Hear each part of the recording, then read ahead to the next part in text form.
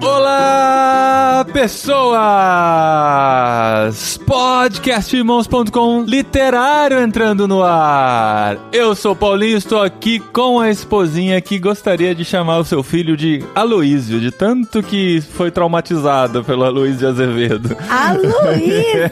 Olha só, na verdade eu queria mesmo chamar meu filho com outro nome que começa com a letra A, mas não Aloísio, e André. sim Anakin, olha só. E acabou ficando André. É sério, eu falei, gente, eu quero que meu filho chame Anakin Skywalker e tal. E aí minha mãe tem uma história tão linda, né? Minha mãe falou, o que é isso, meu filho? Que nome é esse? Daí eu já desanimei. Eu sou a Adriana e eu estou aqui com a Carol, que assim como eu, a única coisa que sabe do Gregório de Matos é que o apelido dele era o Boca de Inferno. Olha só. Olha, pra minha vergonha, eu tô descobrindo isso agora. Nem o apelido você não sabe. Ah, não, gente, Carol do céu. Carol é novinha. Bom, eu sou a Carol e eu tô aqui com a Safira e eu tenho certeza que se eu tivesse uma professora como ela, eu teria curtido ler na fase do ensino médio. Olha aí. E eu sou a Safira, eu tô aqui com ele, que poderia abrir uma nova academia brasileira de podcasts e letras, de tão bom que tem sido conhecer literatura com Paulinho de Gaspari. Olha, gente, temos uma poetisa entre nós aqui. E, gente, estamos aqui em literário que não é sobre um livro específico. O primeiro literário que não é sobre um livro específico. Porque a Adriana veio recomendar pra gente um livro de 600 páginas em espanhol. É Adriana, né, Brasil? É isso. A gente falou, não, vamos ler. Eu já contei essa história. A pessoa tinha lido 3 parágrafos. Não, eu tinha lido 10% do livro e gostei muito. Só que é diferente você ler só por ler e você ler com compromisso de terminar, né? E quando você pega um livro com compromisso de terminar, fica mais difícil. Nós decidimos ler La Sombra del Viento, do Carlos Ruiz Zafón, e a gente decidiu ler em espanhol, só que a gente só tinha a versão Kindle, né? E comecei a ler, falei, vou comprar a versão física, um livro espanhol, na Espanha vai ter a versão física, fomos lá, compramos e o livro tem 600 páginas. Gente, é muito grosso, é mais grosso do que o Ordem da Fênix, por exemplo. E assim, pensa na literatura brasileira clássica. É o Machado de Assis da Espanha, meu amor, fala assim logo de uma vez. Então assim... Não dá pra gostar, gente? Não, dá pra gostar, e dá pra gostar muito, mas nós temos que ler clicando, pelo contexto dá pra entender muitas palavras, mas tem muitas palavras que não são do vocabulário comum, assim, vocabulário da rua, né, do espanhol, então assim... Mas em português também, a edição brasileira que a gente tá lendo faz muitas referências a personagens espanhóis que a gente não conhece, então eu mesma tô com o Google ali do meu lado pra me auxiliar. Nossa. E muitas palavras que daria pra levar lá pro dicionário do Ictus Podcast, porque, gente... Então, é mesmo que espanhol ficou também assim tem a versão brasileira? Uau! Então nós decidimos ler esse livro no período de 2 meses, esperando que a gente consiga. O Tan já terminou, a Carol tá quase terminando e eu tô nos meus 30% ainda, vou ter que dar uma corrida, corrida nesse final. Eu tô no capítulo 6. Já faz um tempo que eu tô no capítulo 6, inclusive. Mas tá muito divertida a leitura, só que a gente já não foi premeditado, né? Nós já decidimos fazer esse episódio especial aqui, porque é um tema que nós já gostaríamos de falar há muito tempo. Agora sobrou esse eco aqui no meio da programação e nós chamamos a Safira aqui pra falar sobre literatura brasileira e especialmente o primeiro contato que os adolescentes têm com a literatura e como isso tem causado muitos traumas e, por outro lado, como isso tem enriquecido a vida de muita gente que descobre isso na idade certa depois. A gente já falou um pouquinho sobre isso quando gravou sobre Machado de Assis, ou sobre o livro do Machado de Assis aqui, foi o Memórias Póstumas, né? Com a Safira. E agora a gente vai aprofundar um pouquinho mais do texto. O Tano está com a gente, que está de férias, mas nós vamos falar sobre literatura brasileira e o primeiro contato que a gente tem com esse tipo de obra.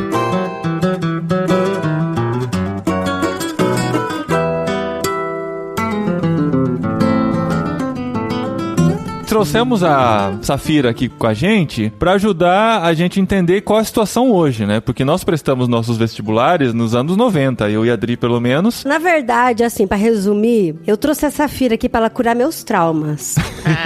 Porque é o seguinte... Terapia. É terapia aqui, gente. Porque, olha, o único livro que eu lembro de toda a lista de vestibular que eu li com amor e que eu gostei e que eu curti... Ah, não, na verdade teve 2. 2 livros, assim, que eu curti muito, que tava na lista lista pro vestibular, falei, não, esses dois eu gostei, que é Olhar os Lírios do Campo, do Érico Veríssimo, e A Moreninha, de Joaquim Manuel Macedo. Foram os únicos dois que eu li com gosto, com paixão. Agora, gente, o restante, nosso Deus, eu não consigo nem passar perto. E esses dias eu tava pensando, ainda bem que meus filhos não vão estudar lá pra ter que ler esses livros. Aqueles estão lendo Don Quixote, né? Mas aí eu perguntei, por exemplo, pra uma adolescente da igreja, que tem 14 anos, eu falei pra ela do livro do Zafon, que a gente tá lendo, e ela falou, eu vou ter que ler esse livro um dia, porque isso é obrigatório pras provas dos exames finais. E ninguém gosta. E ela falou isso com pesar, né? E aí eu fiquei... O meu vestibular eu prestei em 96, no final de 1996. E a FUVEST, né, que era o vestibular mais concorrido e tal, divulgava a lista de livros que os alunos tinham que ler para o vestibular. E esperava-se que já no ensino médio, esse tipo de leitura fosse introduzida, né? Então, assim, desde o primeiro colegial eu lembro de ler Senhora, de José de Alencar. E foram livros que não foram nem um pouco prazerosos de ler, porque não era o momento... A Iracema, Virgem dos Lábios de Mel. A Moreninha. A Moreninha foi... A Moreninha é legal porque, gente, a Moreninha daria pra fazer uma novela da hora. Tem a ilha, né? Não tem a ilha da Moreninha lá no Rio de Janeiro? Dos 80. Daí eu não assisti. Eu lembro que eu lembro que essa daí eu fiquei, mas não esse tem médico ilha, safado. É a Ilha da Moreninha? A Ilha da Moreninha lá no Rio? Ilha de Paquetá. Ilha de Paquetá no Rio. Que tem a estátua dela lá e tal, né? Enfim, legal. Existe um folclore por trás, uma tradição, algo muito interessante. Quando a gente descobre isso depois de adulto, e foi o que aconteceu comigo, depois de adulto eu falei, eu vou tentar ler de novo esse tipo de livro pra ver se era a fase que eu li que estava errada, ou simplesmente por ser uma leitura obrigatória e você não tem tanto prazer de ler, diferente de você chegar numa biblioteca ou numa livraria e escolher um livro pra ler. E acabou que eu gostei demais, tanto que a gente gravou sobre a Memórias Póstumas e eu já engatei em Dom Casmurro. Então, no tempo de ler um livro, eu consegui ler 2. Foi no começo da pandemia, aquele negócio de sobrar tempo dentro de casa e tal. Consegui ler 2 livros em um mês. Então, a experiência foi totalmente outra, né? Sim, eu acho que tem muito a ver com a maturidade nossa. Eu acho que a Safira vai falar bastante aí. Daqui a pouco a gente vai abrir o microfone da Safira. Porque eu quero... Eu tô no meu divã agora. Eu tô abrindo meu coração pra Safira me curar aqui nesse programa. Pra mim, assim, eu acho que teve muita falta de maturidade, sabe? Por exemplo, quando eu li Vidas Secas, eu só lembro da baleia ter morrido e eles comeram a baleia. Desculpa o spoiler. Vidas Secas foi um livro que eu gostei de ler. Foi um livro que eu gostei de ler.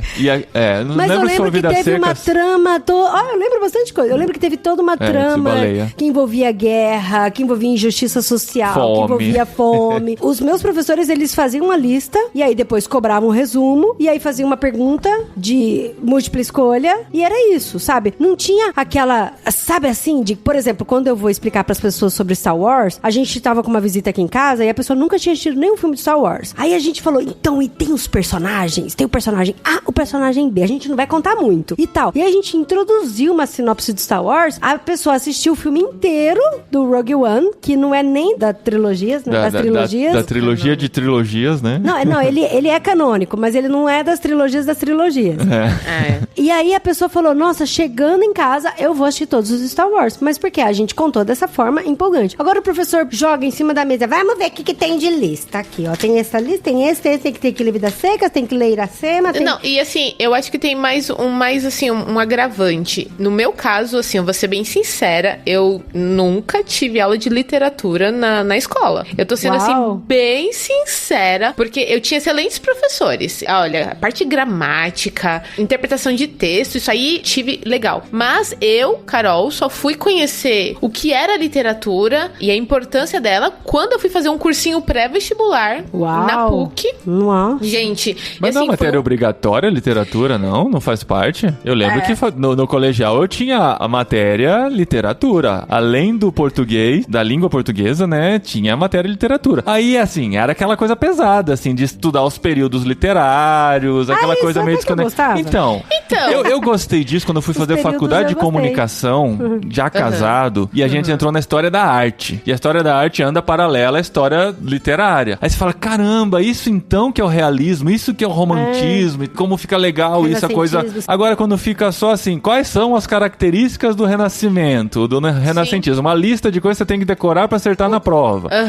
A coisa não é prazerosa, você não consegue se conectar com aquilo. Essa questão de ter as escolas literárias, isso eu aprendi na escola. O que me faltou foi uma aula onde a gente chegava e estudava um livro, por exemplo. E assim, eu tenho uma opinião aí que eu vou jogar mais pra frente e tal. Mas suspense. É porque eu sempre gostei de ler. Então, o problema pra mim não era ler. Eu também. O problema não era ler. Não, mas, o choque por exemplo, foi... Paralelo que eu tava lendo Vidas Secas, eu tava lendo Coleção Vagalume, por exemplo. Aí Coleção Vagalume eu amava. Ai, meu Deus, que... agora eu tenho que voltar pra Vidas Secas.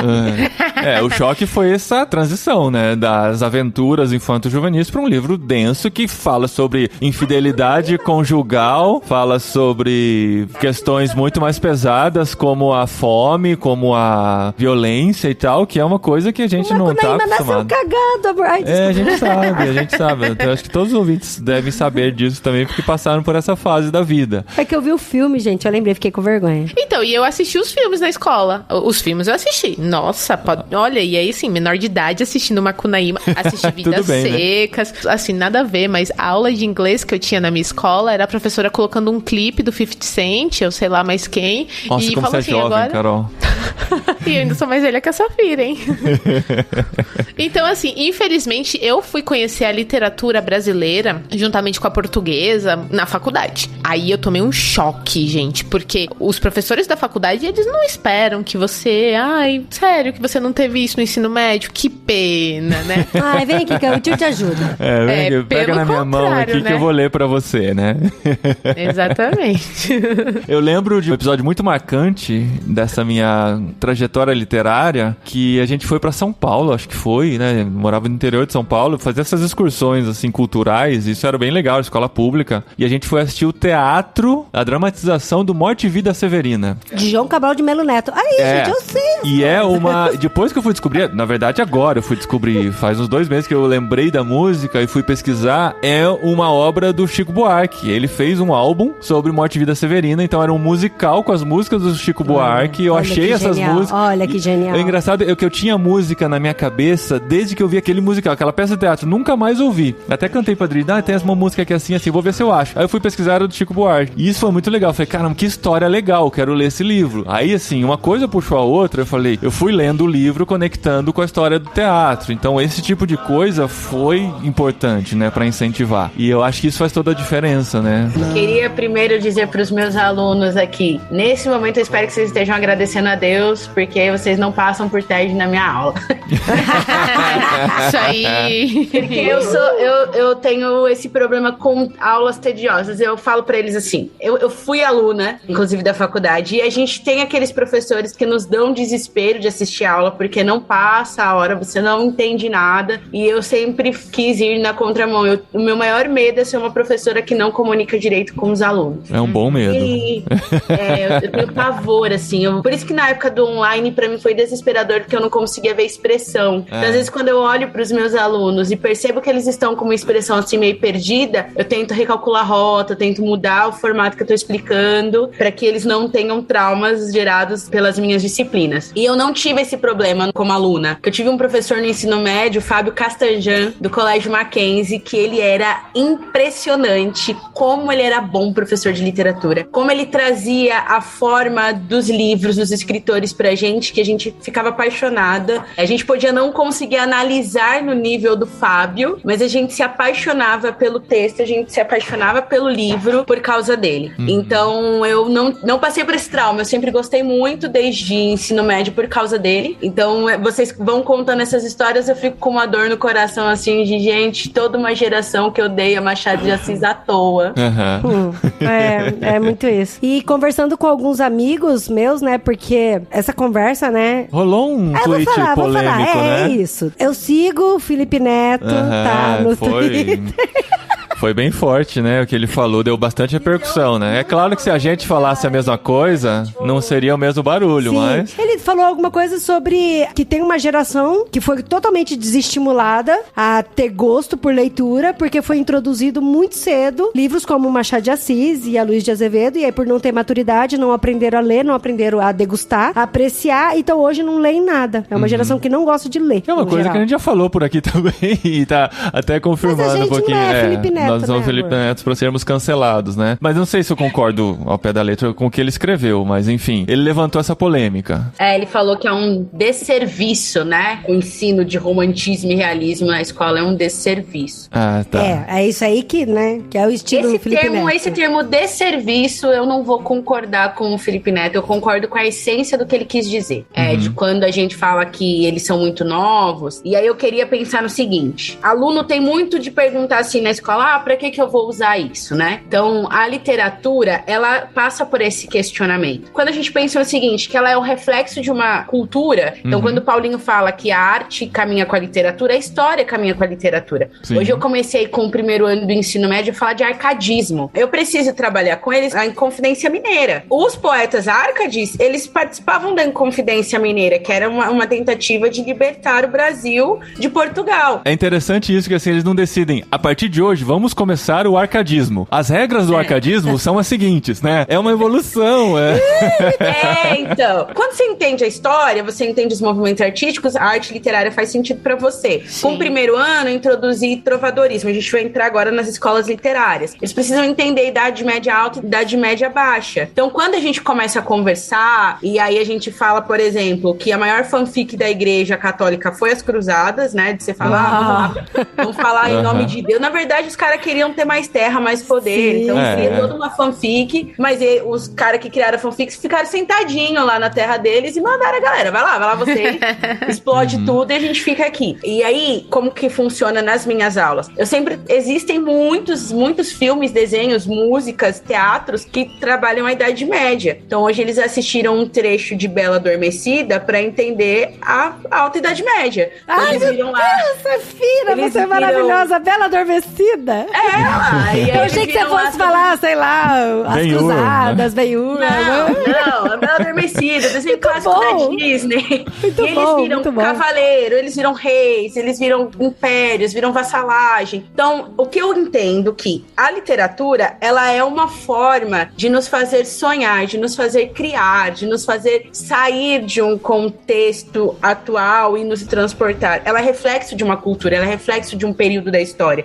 Ela é um reflexo de uma civilização. Então, quando a gente fala de literatura brasileira, ela é um reflexo de vários Brasis que nós vivemos. E hoje, nós somos o Brasil que nós somos, temos as formas de pensar que nós temos, as lutas que nós temos, porque pessoas como Machado de Assis, Luiz de Azevedo, Raquel de Queiroz, entraram na história da literatura com uma forma engajada para trabalhar isso. Então, os Brasis que são relatados nas literaturas nos transformam em quem nós somos hoje, a gente sabendo sobre eles ou não. Então, quando a gente parte do pressuposto que literatura ela não é só para você passar no vestibular, que ela não é só para você passar na FUVEST, que não é só para você responder as características do livro do Machado de Assis, aí você amplia a sua mente, aí a partir disso te gera um interesse. Pelo menos é assim que funciona com os meus alunos. Quando a Dri me fez o convite, eu comecei a sondar alguns alunos, né? Eu comecei a perguntar para eles, porque eu percebo que existe um interesse ali de alguns alunos e alguns desinteresses. Só que o que eu já percebi conversando com os próprios alunos, que os desinteressados nas minhas aulas, eles não são interessados em nenhuma. Não é literatura, é que eles não gostam de escola, eles nada gera interesse neles. Então, eu posso, até brinco com eles, eu posso descer do telhado com aquele vestido de carne da Lady Gaga, com um monte de show pirotécnico na sala de aula, eles ainda não vão ter interesse.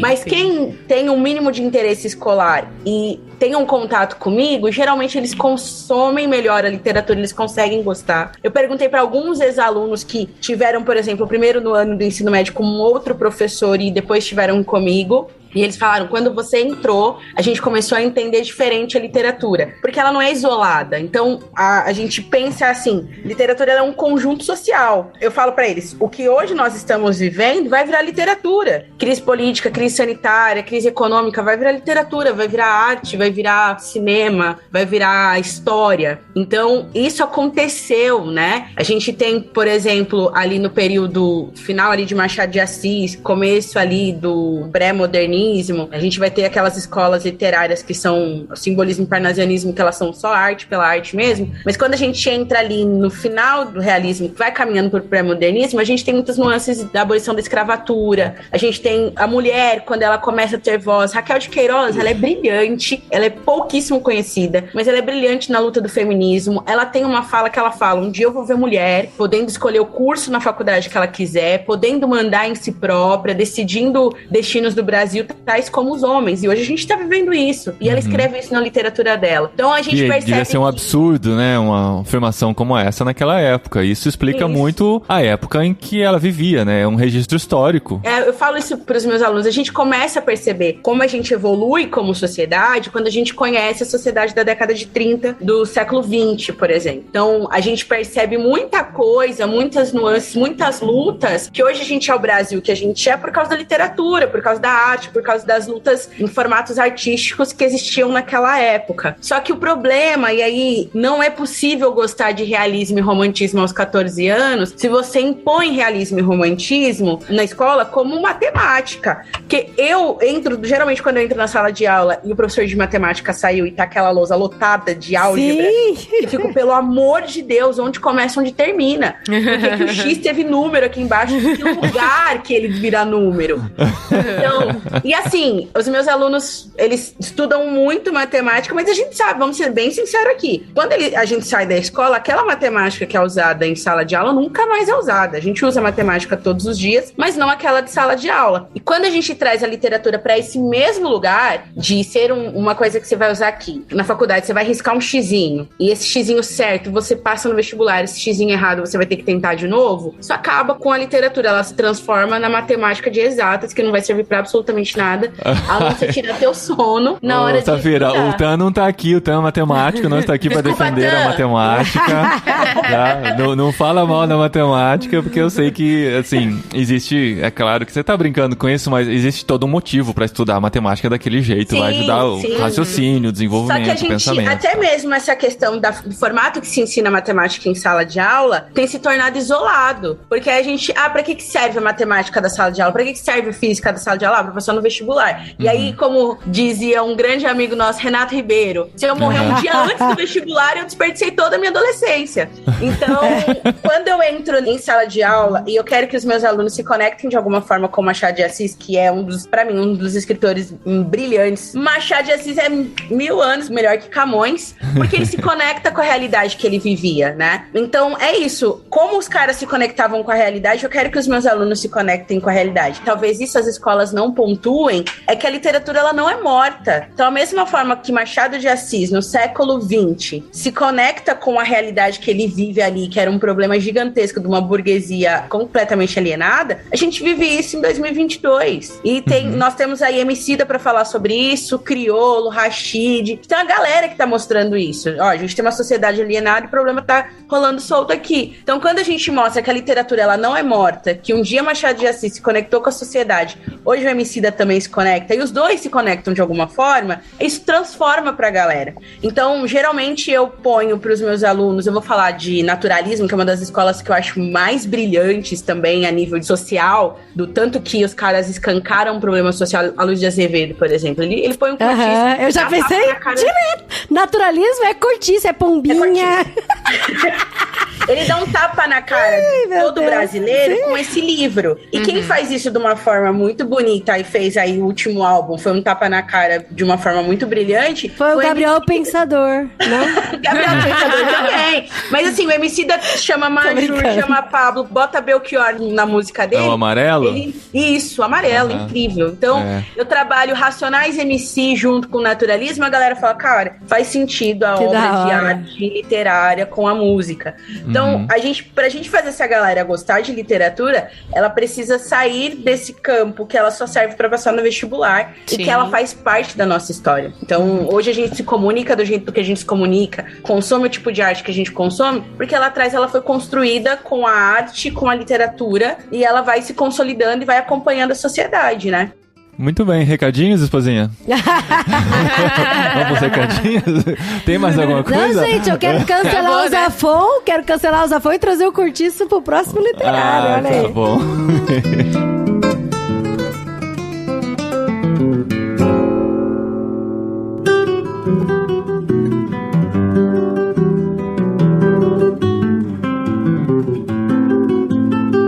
Eu não vou menosprezar aqui literatura de nenhuma forma, tá bom? Eu amo ler. Eu amo ler Machado de Assis, José de Alencar, Senhora Seria muito engraçado você falar que odeia livros, né, Carol? Né? O Clube Ictus aí.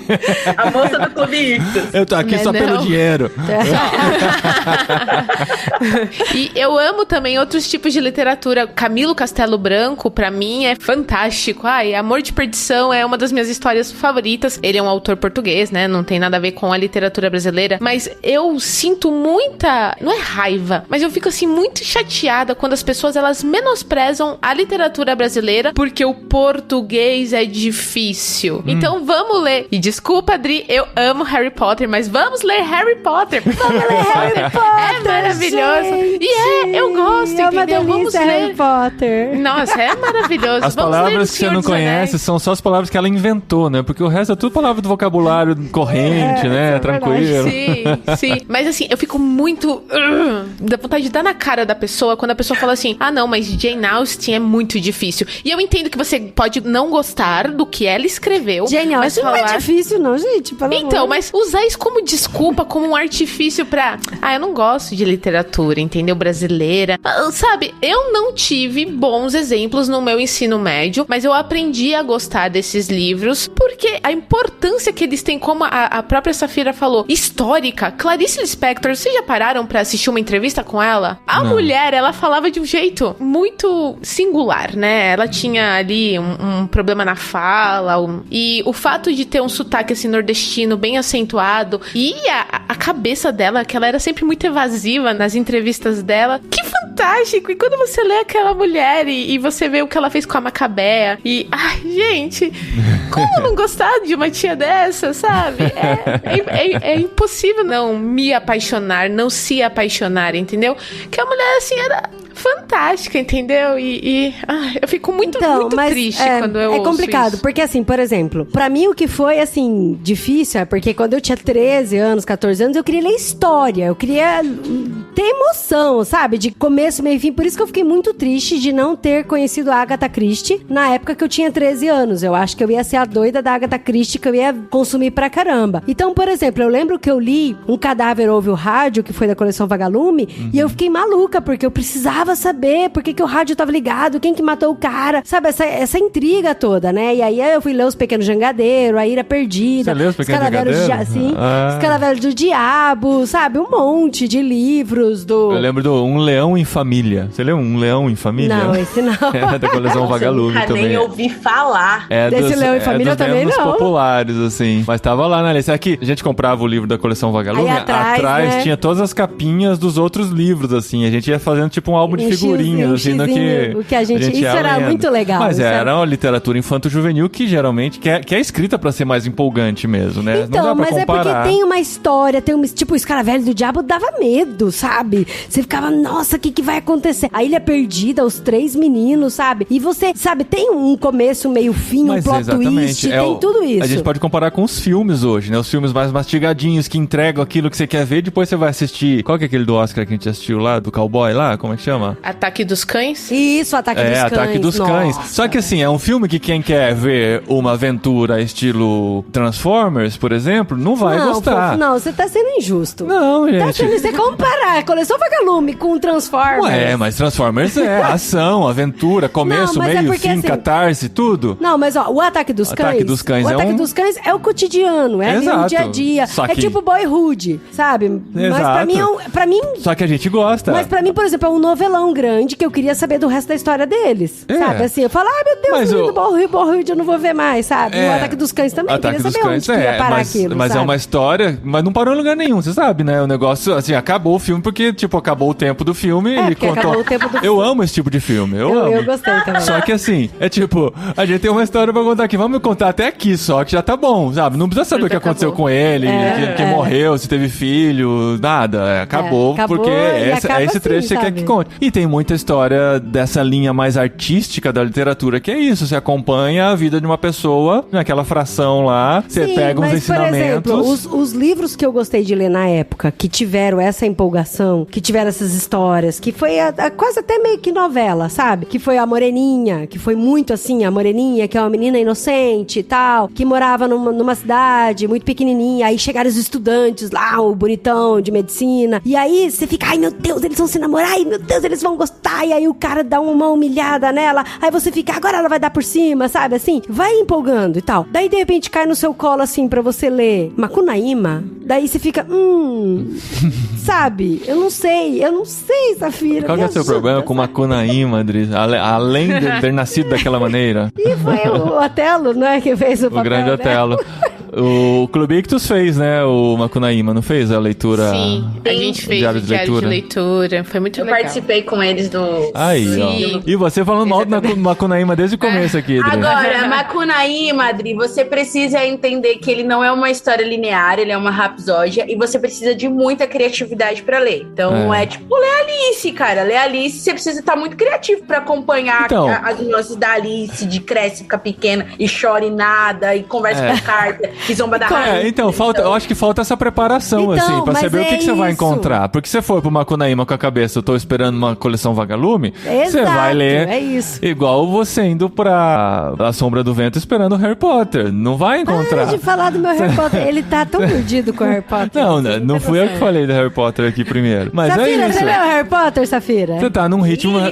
Li tudo. Não, eu não tô desvalorizando o Harry Potter. O que você não pode é ir com a cabeça de Harry Potter pra ler A Sombra do Vento. Você não pode ir com a cabeça do Cadáver Ouve Rádio pra ler Macunaíma. Você tem que ter uma preparação. Acho que falta, assim, alguém que chegue pro adolescente e explique, ó, o que você vai ler agora é uma coisa diferente. Por exemplo, o que aconteceu, fazendo o paralelo do Star Wars aqui, a gente assistiu Rogue One com a nossa visita aqui na semana passada. Aí eu falei, ó, esse filme, ele se conecta exatamente no início do episódio 4 de Star Wars. E o episódio 4 foi o primeiro de todos criado pelo George Lucas. Só que assim, o Rogue One, ele foi feito em 2016. O cinema é outra coisa. O episódio 4 foi feito em 1977. E o Star Wars criou um novo cinema, uma coisa que não existia antes. Só que ele ainda está situado em 1977, com a tecnologia de 77. Então, se você for pro episódio 4 com a cabeça da aventura de Rogue One, você vai se frustrar, porque você vai ver, nossa, o que é isso? Esse filme lento aí, né? Pra época tinha gente que saía do cinema com náuseas, né? Mas agora você assiste e fala, nossa, esse é um filme lento. Então, no que você faz essa preparação, aí você entende, vou assistir um filme com a tecnologia daquela época, com a cabeça daquela época, com o disruptivo da época. Aí é diferente. Então você prepara o adolescente pra ler o livro. Mas, por exemplo, tem gente que fala pra mim, não gosto de Star Wars porque tem muito bonequinho.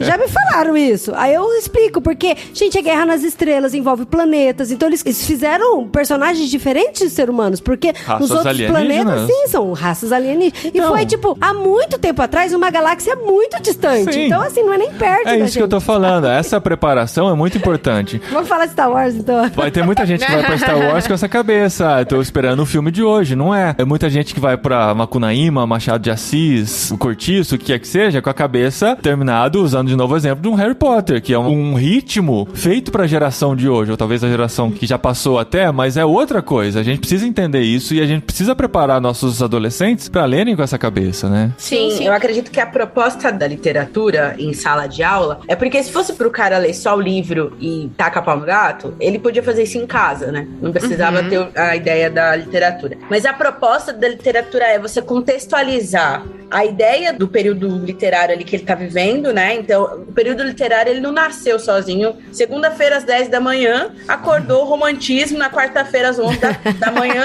acordou realismo. Não foi isso. Existe um processo histórico, existe um processo de cultura de mente de pessoas, como que elas vão funcionando. E quando um tá acabando, o outro começa a ascender. Então, ao mesmo tempo que Machado de Assis tá produzindo, a Luiz de Azevedo ainda produzia como romantismo. Então, eles juntos abrem a Academia Brasileira de Letras. Então não é assim um período isolado, morre a Luiz de Azevedo, nasce Machado de Assis. Não, existe toda uma história, um dinamismo, uma vida nisso tudo.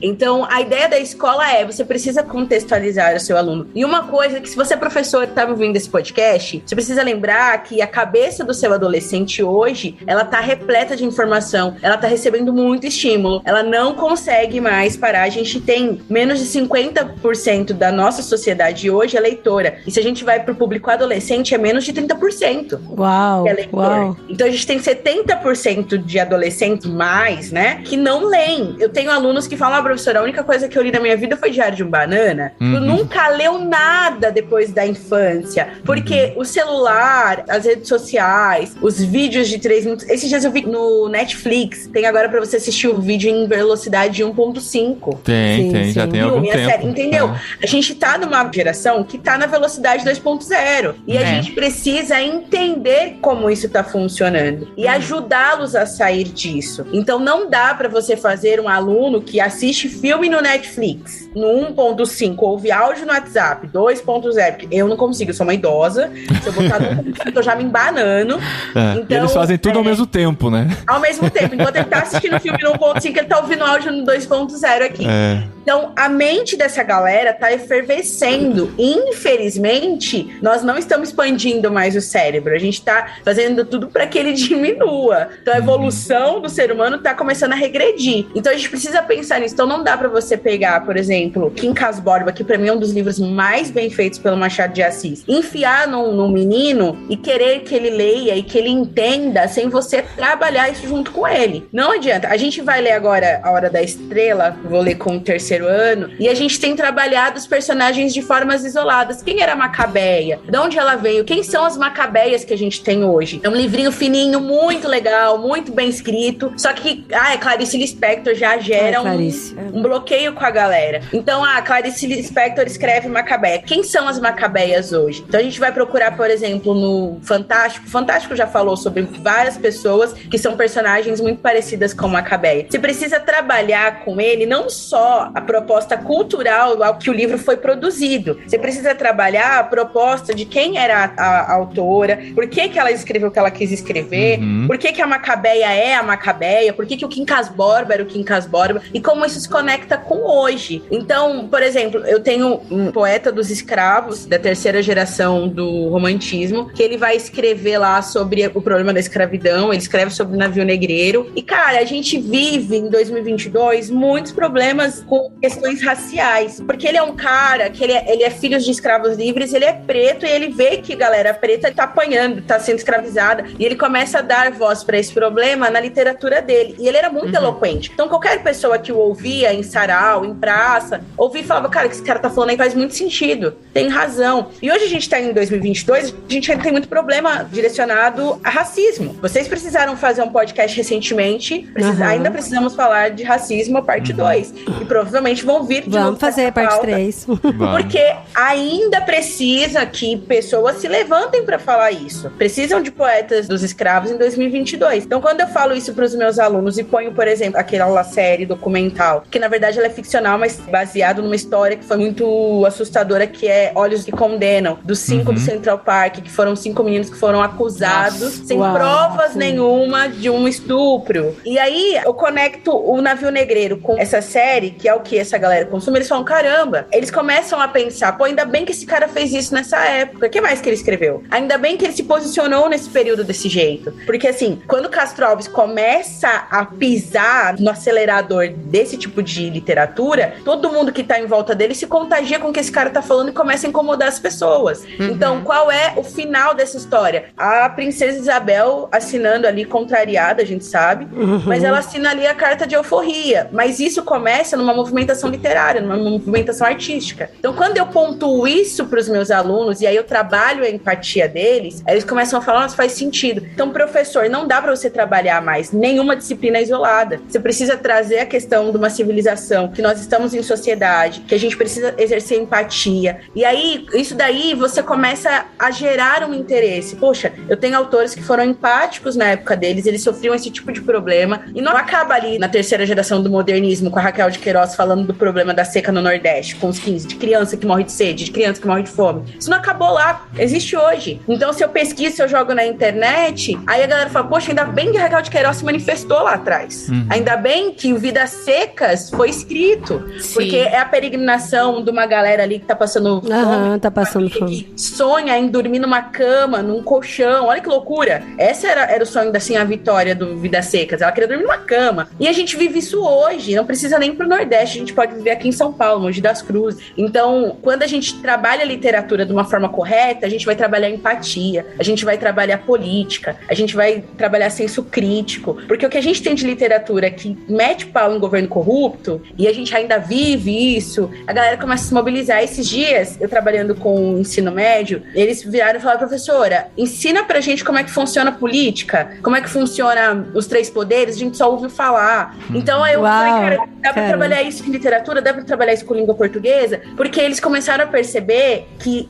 eles podem movimentar todo o nosso cenário hoje através da arte, através do voto, através da fala, através das redes sociais, porque a rede social hoje é a forma que eles se manifestam, né? Antigamente era no livro, era na poesia, era nos sarais. Então a gente precisa apresentar para eles de uma forma que gere a simpatia, que gere civilidade, que gere um movimento humano, não passar no vestibular. E vamos combinar, eu falo para os meus alunos, se eles fizerem um aplicativo genial como a Uber, eles não vão precisar de vestibular. Se eles aprenderem a fazer as dancinhas e alcançarem um monte de seguidores, eles não precisam prestar vestibular. Se eles forem pro Big Brother e virar a próxima Juliette, eles não precisam de vestibular. Então, a gente caminhar hoje, 2022, com um monte de alternativa que faz a galera ganhar dinheiro, muito mais que a gente que fez vestibular, e a gente fazer eles engolirem uma metodologia só pra passar vestibular, eles vão odiar pro resto da vida deles literatura, Machado de Assis. Sim. Sejam os caras mais geniais e engajados literariamente, artisticamente falando, a gente precisa desconstruir que não é só pra isso. A gente se move a partir da arte, a gente se move a partir da cultura, a gente se move a partir da literatura. A gente só não tá sabendo encaixar isso, né? Então é por isso que geram esses traumas, a literatura gringa é melhor que a brasileira. Não, não é, cara. Você adiciona, você lê o Machado de Assis, eu lembro até do Paulinho falando, né? Cara, aumentei meu vocabulário. Isso é importantíssimo, né? Sim. A gente aumentar vocabulário, a gente entender contexto de Brasil. Lendo o Machado de Assis, eu descobri que tem um monte de palavra em espanhol que faz parte do português arcaico. Isso foi bem interessante. Olha que da hora. Foi legal. Mas eu acho, assim, que eu não quero culpar o sistema aqui, porque aí já é outra discussão, mas eu acho que essa questão de você ter uma falta de professores empenhados em ter esse trabalho, porque é trabalhoso, né? Não é uma coisa assim que a Safira não acordou falando assim, não, hoje eu vou pegar o Emicida e vou pegar aqui Machado de Assis, qualquer outro escritor, vou fazer de última hora, né, Safira? De última hora. Abriu o Spotify aqui, quem parou. Quando eu tô no ônibus, né, eu vi um homicídio aqui, acho que eu vou apresentar pros meus alunos, assim, do nada, né? E é assim, eu vou trazer bem num contexto, eu estudei escola pública, uma escola de periferia, as salas de aula tinham 40, 45, 50 alunos. Uau! Eu também passei por isso. Muitas meninas engravidaram na adolescência, muitos meninos, infelizmente, estavam envolvidos no mundo das drogas. São vários cenários, né? A gente pode sentar aqui, como eu falei, conversar sobre o sistema e é outro podcast. Mas como é que você vai pegar e sem paixão, sem... Eu fico assistindo aqueles filmes Escritores da Liberdade e tem tantos outros aí que o professor, ele mudou a vida dos alunos. Sim, Sociedade dos Poetas Mortos. Então, gente, como eu queria ter passado por Escola isso, do Rock. Pois é, né? Mudança de hábito, começa, né? Como foi triste eu não ter tido isso na escola, com essa paixão, entendeu?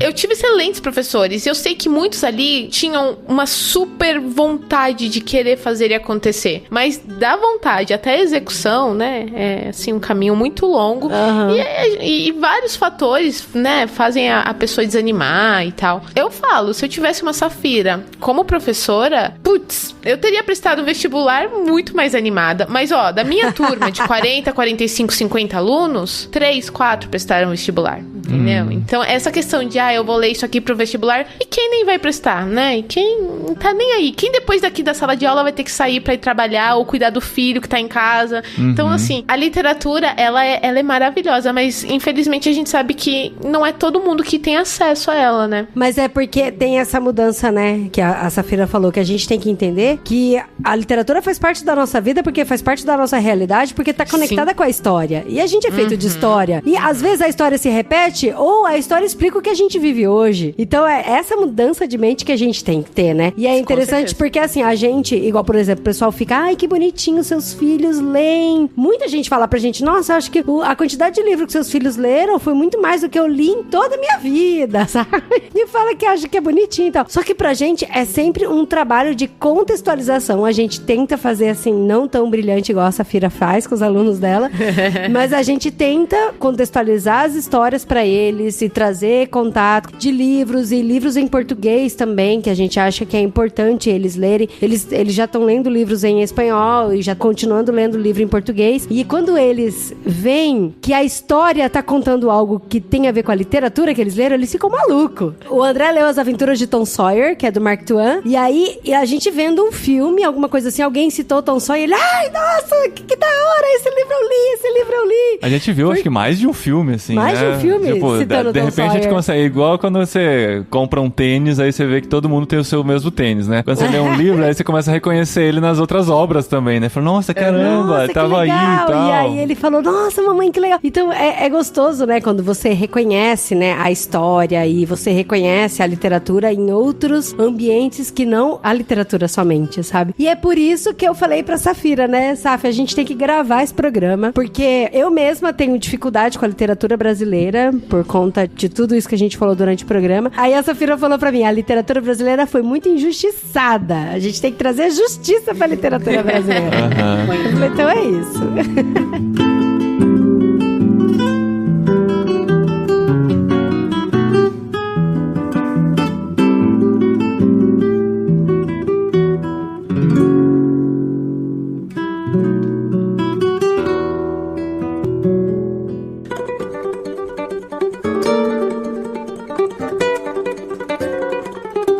E quando a gente fala literatura brasileira, a gente sempre vai falar dos livros muito antigos aí, clássicos e tal, mas tem muita coisa boa sendo escrita ainda, né? Tem muita coisa boa surgindo aí pra gente descobrir. Então a gente não pode, às vezes, só também, claro, tem que valorizar o que tá lá atrás, mas continuar escavando, continuar descobrindo e ver quem tá falando sobre o momento que a gente tá vivendo também. Isso também pode ser interessante, né? É algo que a gente não pode descartar. Safira, você continua escavando? Tem autores legais surgindo aí que você poderia recomendar pra gente? Sim, não, eu queria só dizer o seguinte, Paulinho, que a gente geralmente para ali no Guimarães Rosa, né? No Guimarães Rosa. É o mais recente dessa história? É, dos clássicos, o Guimarães Rosa, ele tá na última escola literária, que é ali encaixadinha, que é a terceira geração do modernismo, que é a geração de 45. Depois a gente vai ter tudo considerado pós-modernismo. Então, a gente vai ter pessoas brilhantes que vêm depois, como o Ariano Suassuna,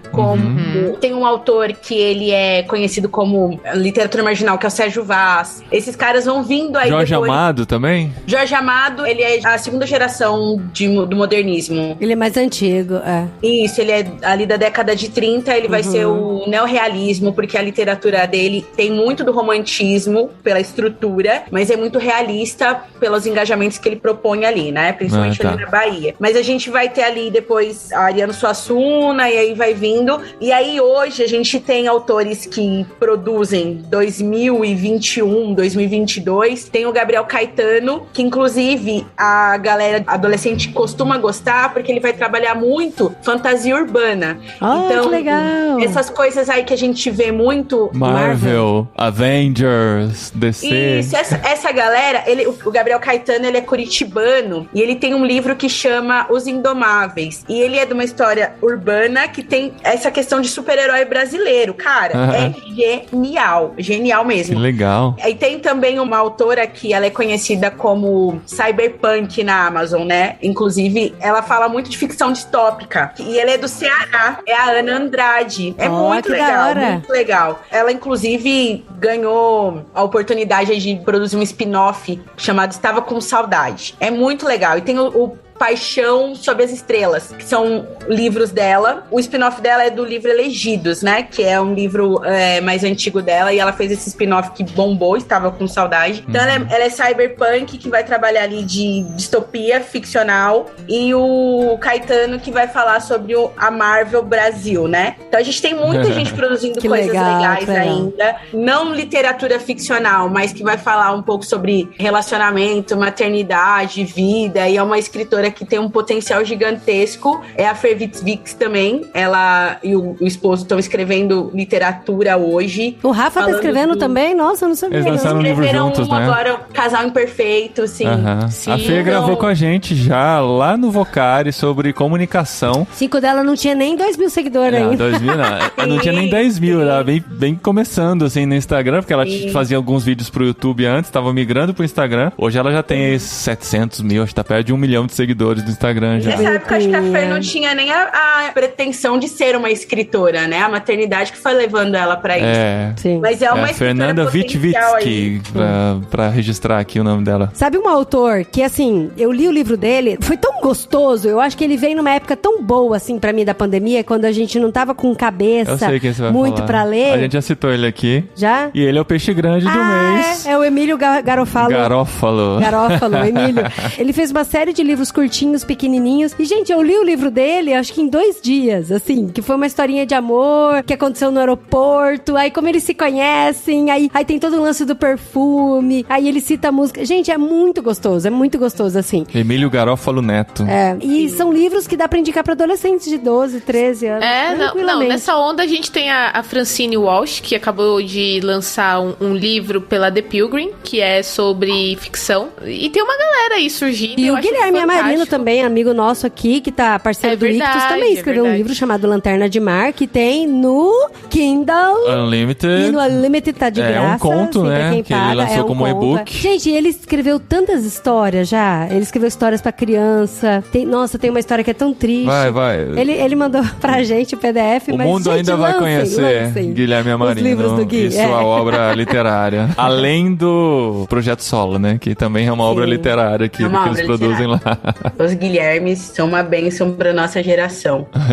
Mas eu acredito nisso, gente. Se a gente entende que a literatura, ela deixa de ser só uma disciplina em sala de aula pra ser mais uma coisa da questão da nossa cultura, de quem nós somos, que pode gerar pra gente ali uma forma de pensar além, fora da caixinha. E dentro do Brasil, a gente quase não vai ter agora, com esses novos autores contemporâneos aí, com o Gabriel Caetano e tal, a gente começa a ter essas aventuras na literatura, né? Mas a gente sempre teve muito essa coisa ou de entretenimento mais novela das 6, né? Tipo, Vale a Pena Ver de Novo, que a Moreninha se encaixa nisso. Sim, verdade. Ou a gente vai ter ali uma proposta um pouco de te fazer pensar, de te fazer refletir, como os Capitães da Areia. Dri, Capitães da Areia é um tipo de literatura que não é uma aventura Transformers, mas é uma literatura que te faz ficar ali, porque são meninos que estão abandonados, mais de 100 meninos que vivem debaixo de um trapiche, e eles precisam sobreviver. Isso em Salvador. Então as sobrevivências deles se dá em roubos, em assaltos, e é uma situação assim que você se vê torcendo pelos bandidos. Uau. Quando você termina de ler esse livro, porque o Jorge Amado, ele dá umas pancadas ali geniais durante o enredo, e aí você se vê, cara, o quanto eu tenho colaborado para que isso aconteça com os menores hoje em dia. Então eles são atemporais nas suas críticas, né? Mas eu acredito que a gente aprende muito com a poesia romântica do Vinícius de Moraes, que ele é um cara genial na poesia. E tem muita gente fazendo poesia. Nossa, não falamos dos poetas, né? Os Gonçalves Dias da vida também. Sim, a gente tem poesias que são muito bonitas, são muito delicadas, servem para muitas horas da vida, poesias que te fazem ali refletir nos problemas que nós temos pessoais, te fazem pensar. Carlos Drummond de Andrade, quando entra na fase metafísica dele, te faz pensar por que a gente tá aqui. E ele influenciou um autor contemporâneo que é um filósofo também, que é o Cortella, né? Cortella tem aquele livro, Por que fazemos o que fazemos? Quem faz esse primeiro questionamento em formato de poesia lá atrás é o Carlos Drummond de Andrade. Depois vem o Cortella, traz toda a sua filosofia, toda a sua retórica excelente e pontua isso novamente. Então se a gente for ver as reflexões que são trazidas lá, infelizmente, as dores que são pontuadas nessas obras não mudaram, né? A gente ainda tem essas mesmas dores e problemáticas. E isso nos abre um olhar para o Brasil que torna um país mais apaixonante quando a gente encontra gente de garra e de luta, que, pô, dá pra fazer melhor se a gente entrar nessa mesma vibe, né? Então, abraçar a literatura brasileira é abraçar a nossa cultura e a nossa história, e vou usar um termo aí que pode não ser tão comum, ou geralmente esse termo é ligado à religião, né? Mas a nossa ancestralidade cultural. Então, isso nos conecta a quem veio antes de nós e nos torna quem nós somos. Não, isso é muito legal, você saber que existe uma história antes da gente. É uma coisa que às vezes a gente esquece, né? Sim, a literatura brasileira ela não é só uma disciplina de sala de aula, ela é uma história que foi contada antes de nós e que pode ser contada a partir de nós e depois de nós, né? Eu acredito que muita gente que tem esse tabu com a literatura depois que descobre pode se tornar um grande escritor, uma grande escritora. Olha aí. Quando se encontra nisso, né? Quem sabe um dia a gente descubra, né, Dri? Não, Pra nós nos tornarmos grandes escritores. Eu já escrevi várias historinhas pras crianças, olha só, na minha cabeça. Você não escreveu, você devia ter escrito. A gente já falou sobre isso aqui. Se você tivesse escrito muitas das histórias que você criou ao pé da cama pros meninos... História de terror. Seria bem interessante. Quem sabe? Quem sabe, né? Como é que é o nome daquele diretor do Sexto Sentido? O Shyamalan. Ele fez isso, ele contava histórias pros filhos e depois ele transformou em filme. Olha o Tolkien isso. também, gente. O Tolkien começou escrevendo história pros filhos. Vamos lá. Perdi já. Perdeu nada. É só parar pra escrever. Mas é isso aí, gente. Espero que esse episódio tenha servido pra despertar aí algumas paixões. Que vocês que estão ouvindo deem chance pra literatura brasileira, pra chegar nela com essa cabeça e também ajudar seus filhos, né, a olhar com outro olhar, né? Que existe aí disponível, né, essa riqueza cultural que a gente tem como brasileiros. Ai, gente, eu queria falar aqui que eu fiquei muito feliz que o Ictus tá mandando livros brasileiros também. Qual foi o último, Carol, aí de bate-pronto? Você lembra? O último livro brasileiro enviado nesse mês foi algum? O calhamaço do Machado de Assis ou não? Não, a gente mandou depois. Olha que legal, já que vocês falaram disso, esse mês no Clube Ictus, no mês de maio, a gente enviou um livro de cordel em um dos planos infantis, contando a história da Rainha Esther. Bem legal, né? Que legal. Então foi uma parceria nova com a editora Trinitas que a gente fechou e é fantástico.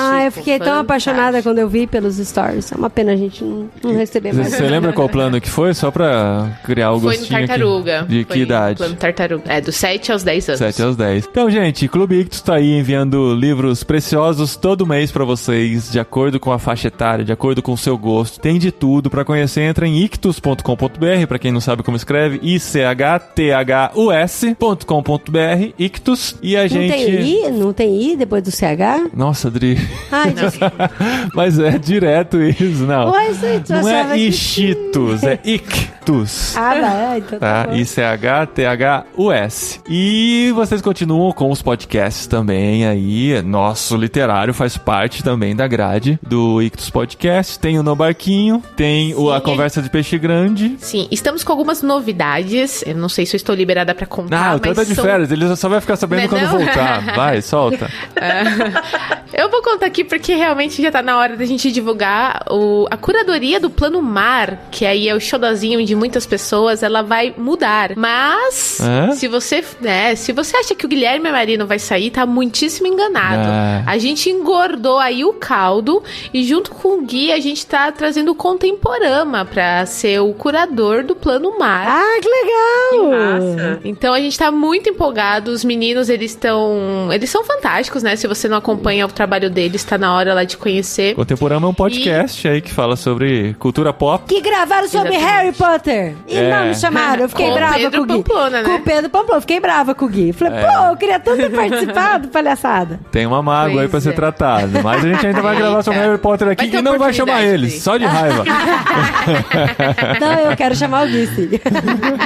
Isso aí, e no mês agora de maio, que vamos ter 5 terças-feiras, a gente vai ter uma surpresinha na última terça-feira, um programa novo, que se der certo, entra na nossa grade fixa, e Safira será muito bem bem utilizada se der certo, porque eu vou abusar dela e do seu conhecimento linguístico, literário e histórico. Olha só, bora, Carol. A gente colocando a Safira nos rolês aí, ó, Safira. Safira já tá nos rolês do Icto faz tempo, a gente sabe, ela sabe, só é uma questão de tempo pra gente se organizar. Nossa, que legal, Carol. Que legal, você acabou de abrir meus olhos que a gente tem uma quinta terça-feira e por causa do calendário do Ictus, a gente tem que pensar num episódio extra pra esse mês. Vamos lá. Mas é isso, gente. Pra conhecer mais, ictus.com.br e segue a Safira não tá mais no Instagram, né, Safira? Eu ia falar, segue a Safira no Instagram? Voltou? Tô sim, voltei. Eu passei já por processos de abandonar o Instagram, depois voltar, que eu não quero ser manipulada, né? Eu quero que ninguém mande em mim. Aí quando eu percebo que o Zuckerberg tá ali mandando em mim, eu saio. Mas é saf.alcântara. Safi, S-A-F-I, Alcântara. E a gente continua aí na deliciosa luta de ler o próximo livro do próximo literário, que é A Sombra do Vento, que você pode adquirir entrando pelo link de irmãos.com, né? Que é irmãos.com/Amazon. Olha só, a gente quase nunca fala isso aqui, verdade, mas você comprando por lá traz uma comissãozinha pra gente. Aspirador de pó pelo nosso link. Qualquer coisa lá, a gente ganha aí uma graninha. Compra livro brasileiro pelo link do irmãos.com. Pra contextualizar o programa. Tá bom? Então a gente se encontra daqui 5 semanas, então, né? Se tem uma semana a mais. Ganhamos uma semana, então, pra ler o livro. Aí, ó, que beleza. Você 9 semanas pra poder ler esse livro. Não tem desculpa, hein, André? Eu não quero ver semana que vem você não aparecendo. Mês que vem você não aparecendo aqui. Não sei não, hein? Até mês que vem, então, gente. Literário. Seguimos firme aqui na nossa aventura leiturística todos os meses.